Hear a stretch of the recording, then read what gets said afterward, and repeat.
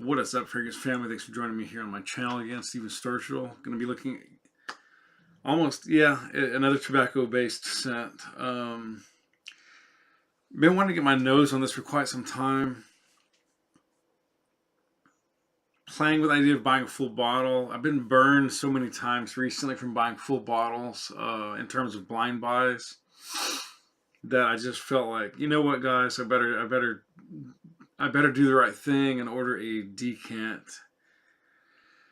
And not that this is bad at all. It's a good scent. We'll get into that here in a bit. But I am really, really glad I didn't just pull the trigger on a bottle, because I think, for me at least, this is probably not a bottle.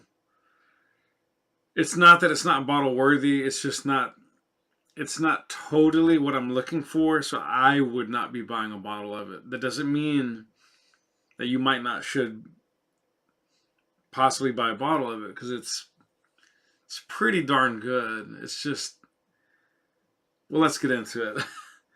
This is the guy we are looking at today. It is Field Notes from Paris. Field Notes from Paris. This is from a brand called Ineke, or Ineke. I think it's Ineke.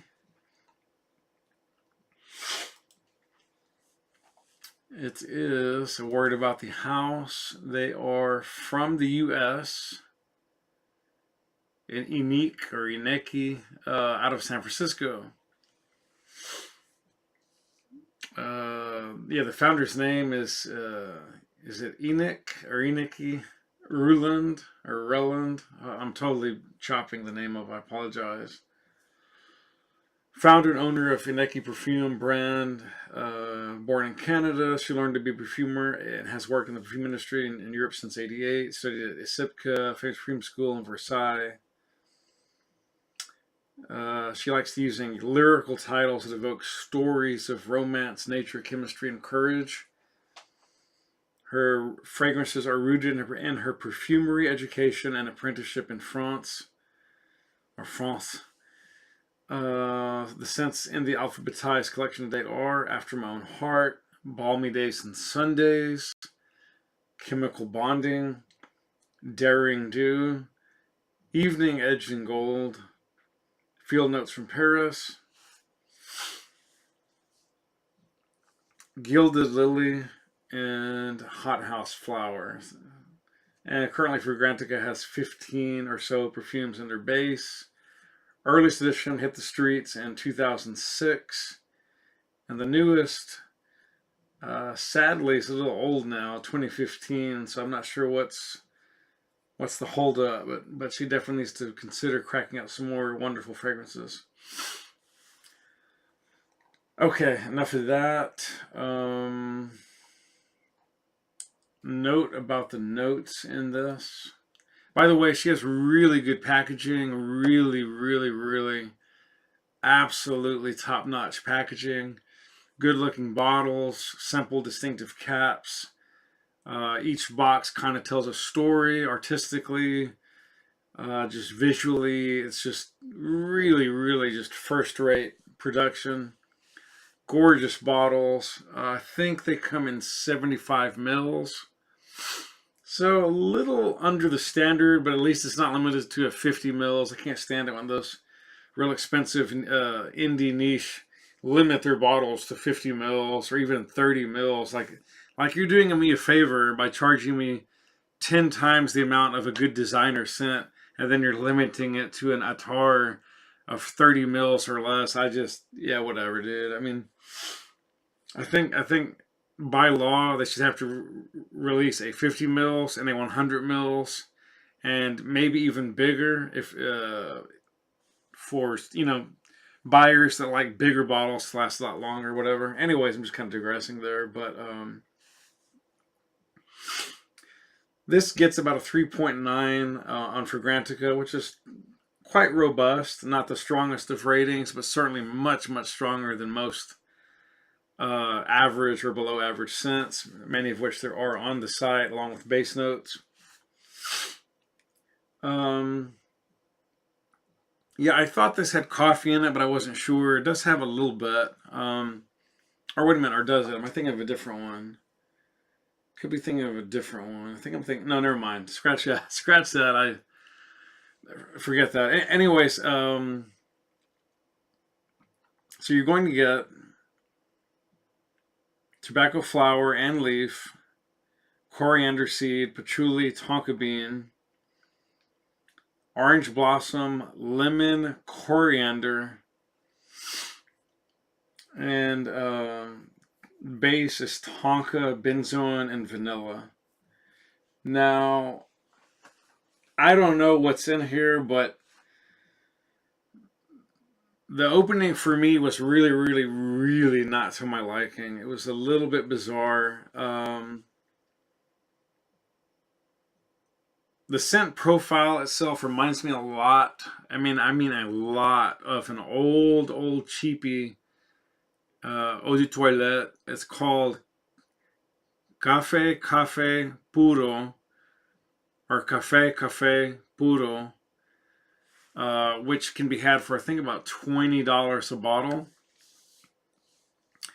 And if you've never tried Cafe Puro, I highly recommend it. If you like slightly tobacco-y, woodsy, very aromatic, spicy, coffee-based scents. If you do, don't get me wrong, it's a cheapie, and you're definitely not getting niche quality, nor indie quality, nor even top flight designer quality. But it's not. It's wearable. It's not that bad. It's pretty good. It's wearable, and it's a really good cheapie. This has a very similar vibe to that. I'm not saying this smells like a doppelganger because this is way different, but they're about maybe 40% nearly identical in a weird way. But their vibes are like 75 to 80% similar. If you know what I'm saying, the vibe is exceedingly similar to these two scents, and they're about 35 to 40% close to identical. So there's a lot of variation. The other 60% or whatever is quite unique and quite distinct from Cafe Puro, but still the overall terrain they're sort of covering is exceedingly similar. So if you want to save yourself about $100 or $90, you could just get Cafe Puro and call it a day. But if you've got 110 lying around and you just want to spend it, this would be a really very worth it buy. I must say it's definitely worth it. The ingredients, while not necessarily indicative of top flight indie niche perfumery, nor upper tier luxe designer lines, it seems pretty even with most designer based scents in terms of quality. You know what I mean? Like the ingredients in here are not like lower than like an Armani or what have you. They don't hit my nose that way, but nor do they go up the ladder to like Tom Fords or Creeds or any of the niche indie stuff, if that makes sense. But it seems to me that there's a note when this is opening off skin. Let me just spray a little dab, because this was my scent of the day. I got about 7 to 8 hours out of this. Now I can still smell it on skin into the 10th hour, but it's faint, and I literally just go right up on the skin, and how I get a little bit of it, but it's mostly. So there's something almost like star anise mixing with just the barest, faintest eucalyptus or mint or camphor. I do get a little bit of tobacco, but it's mixed. It's kind of hidden away behind the coriander or blending too well with it. The patchouli's not at all. It's not resinous. It's not funky. It's not overly earthy. It's dialed way back. It's almost more of a patchouli.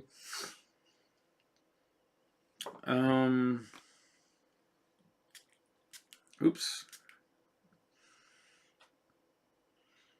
Let's see. I think there's neroli or something in here. What is that? Let's see. Is that neroli or bergamot? Okay, the bergamot. Bergamot on here starts juicy and you know, sort of that citrus lemony type vibe. Almost giving it also with these other ingredients in there, almost like a little bit of a mandarin orange zest or blood grapefruit type zest in there. Like if you mix those two, and if you made that primarily neroli and or bergamot. Um,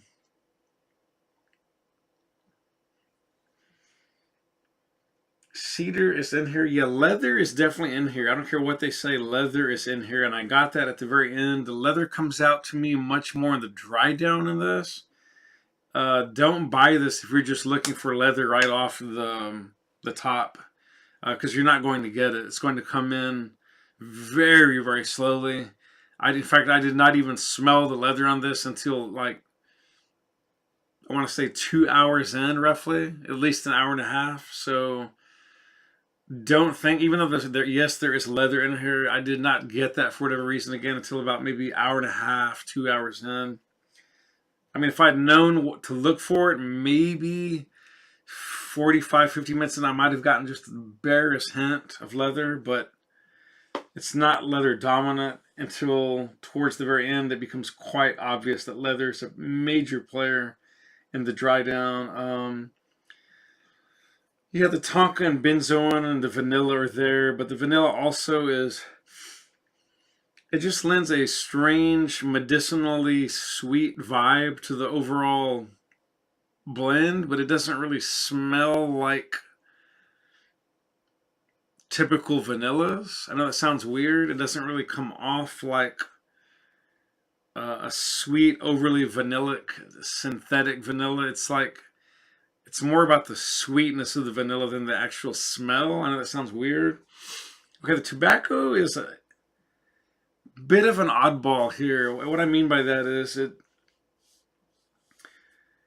it comes off a little bit like a mix of the tobacco flower and like just the barest, lightest, like European cigarette tobacco. You know what I mean? It's like, it's there, but it's very, very mild. And it's earthy, but dry. And it's not that prominent. You know what I mean? It's here. It is a player in this mix, but I definitely would not say this is tobacco dominant type scent. This is, you know, this, don't buy this if you're just looking for a tobacco powerhouse scent. Buy this if you like strange, exotic, but yet sort of demurely comfortable, cozy type earthy scents. You know, it's aromatic, but it's more of a drier aromatic type vibe scent. Um, it's cozy. It's a nice smell. It creates a very unique woodsy, earthy blend that is quite intriguing. Doesn't smell a whole heck of a lot like most of the other stuff that's out there. Again, Cafe Cafe Puro is very similar in terms of the vibe. A good bit different in terms of the actual scent. Although there's some definite crossover. It's an interesting scent. Yeah, I think some of the orange I was getting in there, some of that orange blossom, strangely enough, and I guess you could say the tonka bean lends a little bit of a creaminess, a creamy aspect to it, a little bit of a nutty aspect, and then that coriander gives that little herbal kitchen vibe. It's well made, it's well blended. I wish I loved it, but I don't. And it's not totally what I'm looking for. It's not totally in my wheelhouse. It's really good and interesting, and I can definitely recommend you get your nose on this as a decant or a sample before you pull the trigger. I got this one off eBay, off Gent Sense. out of, I think, Tennessee or Virginia, one of those. I think Tennessee. Um, yeah, it's quite good, but would I ever wear this over like an Atelier Tobacco Nui? Probably not. And sillage and longevity, not great. I'll be honest. Longevity was very decent. Let me rephrase that. Longevity was very decent, but projection and sillage, not that good. Projection was decent for the first about an hour, hour and a half maybe. And after that, it very quickly died down to a very subdued, somewhere between a skin scent and a very, very modest scent bubble. And then from there, it just died back every hour to a skin scent, albeit a fairly strangely robust skin scent. Like if you went like here, you'd really smell it.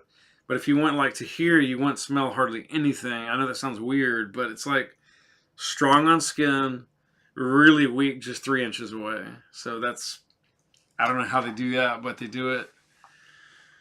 Office safe, definitely more of a mature bohemian type customer for this scent, I think. I don't think this is for young people. Definitely not a clubbing scent.